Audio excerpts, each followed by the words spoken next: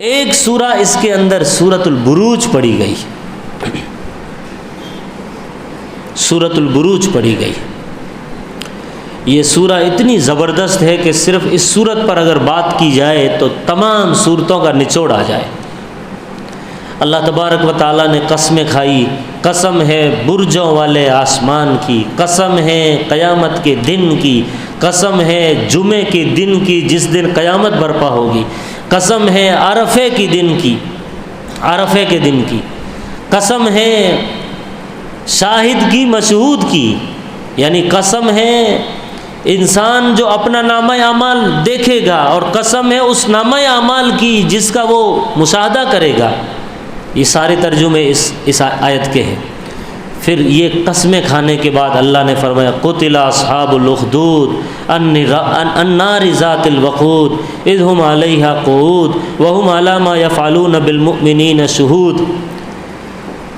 ستیہ ناس ہو خندقوں والوں کا، ہلاک اور برباد ہو خندقوں والے جو آگ جلا رہے تھے، آگ کے شعلے بھڑکا رہے تھے، کنارے پر بیٹھ کر تماشا دیکھ رہے تھے، جو کچھ مومنوں کے ساتھ لوگ کر رہے تھے سب کا نظارہ کر رہے تھے۔ اس خندق کا ذکر کیا گیا جس خندق میں آگ ڈالی گئی۔ یہ کون سا واقعہ ہے؟ یہ ہے اللہ کے نبی علیہ الصلاۃ والسلام سے تقریباً 531 عیسوی میں، آپ سے پہلے 531 یعنی نبی کریم صلی اللہ علیہ وسلم پیدا ہو رہے ہیں 570 اور 71 میں، 71 عیسوی کو آپ پیدا ہوئے، 571 کو، تو 531 تقریباً 40 سال پہلے کا واقعہ، یمن کا واقعہ ہے۔ یمن میں ایک جگہ تھی جسے دارالحکومت کہا جاتا تھا، نجران۔ وہاں ایک بادشاہ تھا، بڑا ظالم بادشاہ، جس کا نام تھا ذو نواس۔ اس بادشاہ نے اپنے ایک کسی خاص کاہن کو جو نجوم پرست تھا، جو غیب کی خبریں دیتا تھا، جس کے پاس جادو ٹونکوں کا عجیب علم تھا، اس نے کہا کہ مجھے کوئی بچہ دے دو ہوشیار سمجھدار، جس کو میں اب مرنے والا ہوں، اپنا علم اسے دینا چاہتا ہوں، اپنا علم منتقل کرنے چاہتا ہوں کیونکہ میری موت کا وقت قریب ہے۔ تو ایک بچہ دیا گیا اس کی خدمت میں جس کا نام تھا عبداللہ بن تامر۔ عبداللہ بن تامر اس کاہن سے بادشاہ کے آرڈر سے علم سیکھتا تھا، جادو سیکھتا تھا، کہانت کی باتیں سیکھتا تھا، نجومیت کی باتیں سیکھتا تھا، جس کو ہم فال وغیرہ نکالنا ہم کہتے ہیں عام معنوں میں، فال نکالنا وغیرہ، یہ سب سیکھتا تھا۔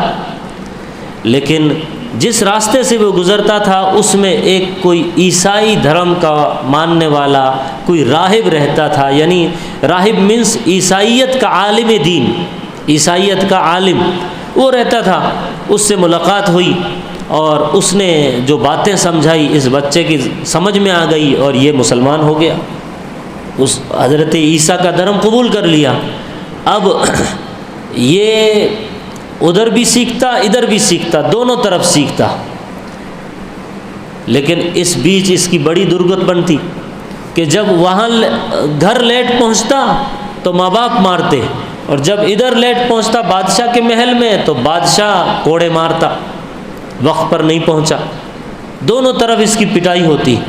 ایک دن یہ ماجرا ہوا کہ جس راستے سے وہ گزر رہا تھا بیچ میں ایک شیر نے گاؤں والوں کو پریشان کر کے رکھا تھا، راستہ روک کے رکھا تھا، سارے گاؤں والے ڈرے ہوئے سہمے ہوئے تھے۔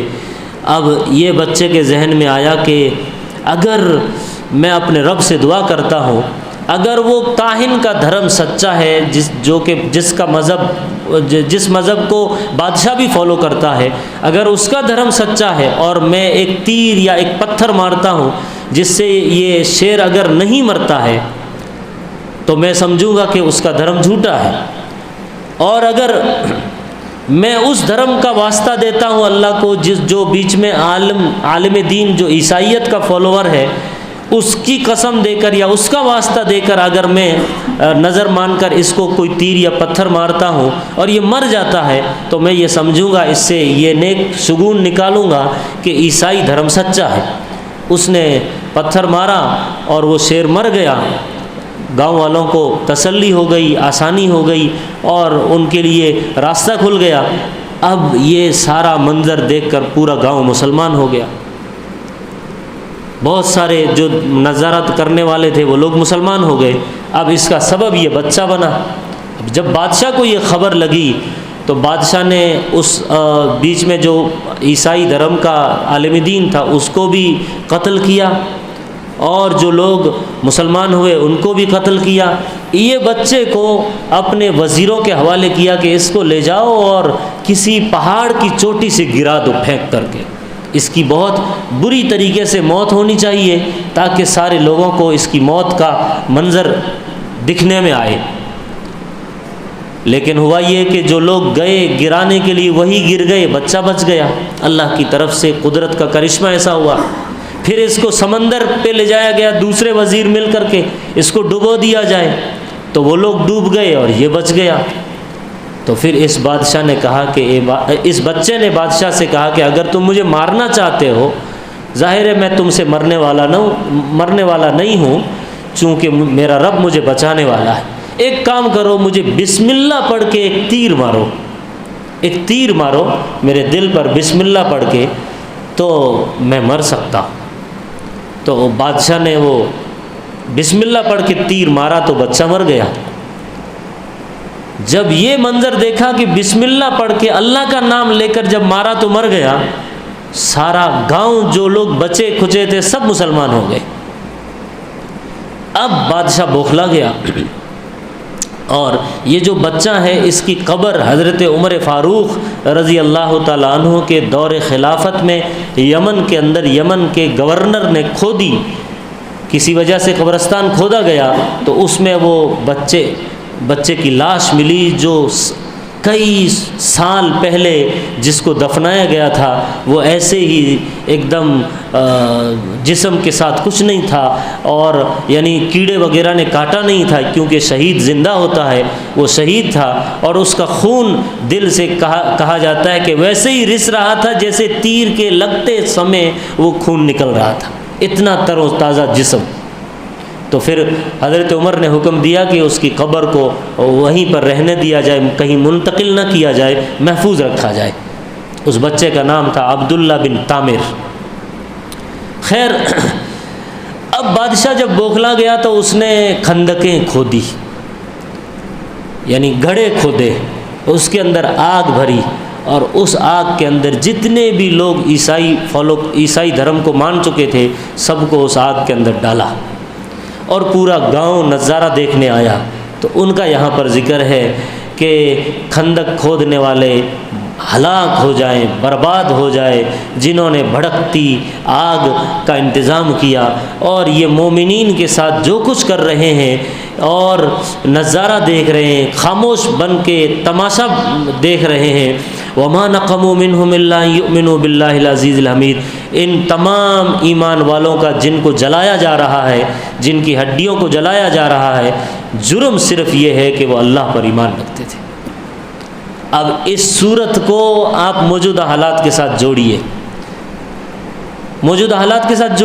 کیا جرم ہے؟ آپ کی اذان پر ایکشن جرم ایمان ہے، آپ کی نمازوں پر جرم، آپ کی نمازوں پر لوگوں کی نظر جرم آپ کا یہ ہے کہ آپ ایمان والے ہیں۔ آج تک آپ اسٹیشن پر، بس اسٹینڈ پر نماز پڑھا کرتے تھے، لیکن آج ایسے بعض جگہوں پر ایسا ماحول نہیں ہے کہ کھلے عام آپ کسی اسٹیشن پر نماز پڑھ سکیں، ڈر لگا رہتا ہے کہ کوئی ایکشن نہ لے لے۔ لیکن چند سال پہلے پڑھتے تھے، سارے لوگ باقاعدہ ادب میں، احترام میں جگہ دیتے تھے۔ آج بھی کچھ لوگ ہیں جو لوگ جگہ دے دیتے ہیں، جو لوگ بیچارے معصوم ہیں، لیکن ماحول ایسا بنایا گیا۔ جرم کیا؟ آپ کا ایمان، اور کوئی جرم نہیں۔ جرم آپ کے اس ایمان والے جرم کی وجہ سے آپ کو جیلوں میں ڈالا جا رہا ہے، آپ کے لیے زمین تنگ کی جا رہی ہے، آپ کے لیے نعرے لگائے جا رہے ہیں کہ بھاگو پاکستان ورنہ بھاگو قبرستان، یہ سب نعرے اسی لیے لگائے جا رہے ہیں۔ جرم کیا ہے؟ ایمان، اسلام۔ یہاں بھی یہ کیا جا رہا ہے کہ ان کا جرم صرف یہ تھا کہ وہ اللہ پر ایمان لائے تھے۔ وہ اللہ جس کی حکومت آسمانوں میں اور زمین میں ہے، وہ اللہ جو ہر چیز کو بہت باریک بینی سے دیکھ رہا ہے، بے شک جنہوں نے ایمان والوں کو ستایا، پریشان کیا، پھر توبہ نہیں کی تو انہیں خبردار کر دو، ان کے لیے بہت بڑی دردناک سزا تیار ہے۔ فَلَهُمْ عَذَابُ جَهَنَّمَ وَلَهُمْ عَذَابُ الْحَرِيقِ، اللہ ان کو دنیا میں بھی سزا دے گا، آخرت میں بھی سزا دے گا۔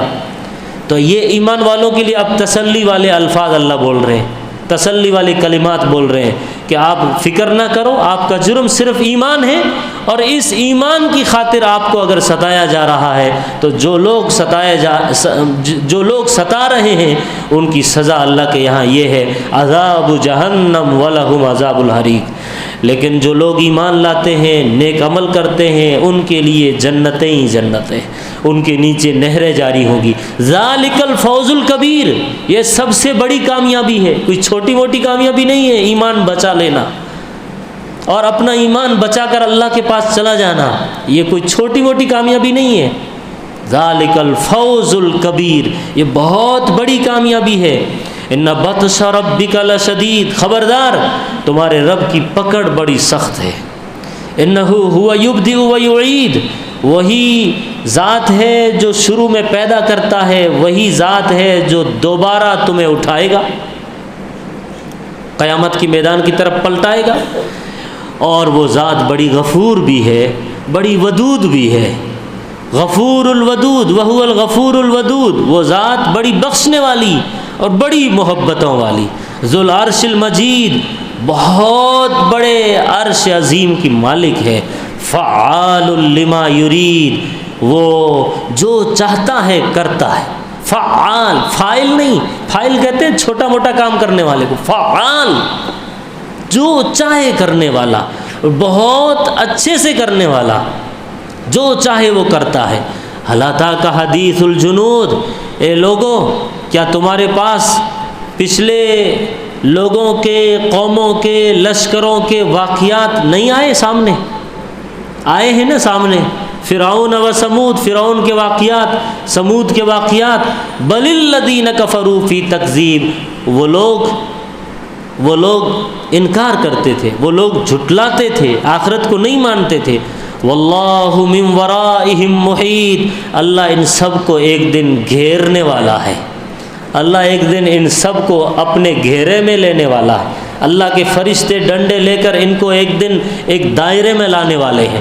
اللہ جب کوئی راستہ یا کوئی گھیرا بندی کر دیں گے تو مجال ہے کہ اس گھیرا بندی سے کوئی نکل بھاگے۔ واللہ من ورائہم محیط۔ آج تھوڑی بہت کسی کو آپ سپریم کورٹ جاتے ہیں، ہائی کورٹ جاتے ہیں، کوششیں کرتے ہیں، وکیل لگاتے ہیں، جمعیت العلماء، جماعت اسلامی اور پاپولر فرنٹ آف انڈیا کوششیں کرتے ہیں، کچھ ظالموں کو سزا ملتی ہے، وہ لوگ جیل میں جاتے ہیں، فوراً ضمانت ملتی ہے، رہا ہو کر کے باہر آ جاتے ہیں، وہی پھر ظلم شروع کر دیتے ہیں امت مسلمہ پر۔ یہ گھیرا تنگ ہے، یہ گھیرا بندی تنگ ہے، انسانوں کی گھیرا بندی ہے، اس سے یہ ظالم لوگ نکل جاتے ہیں۔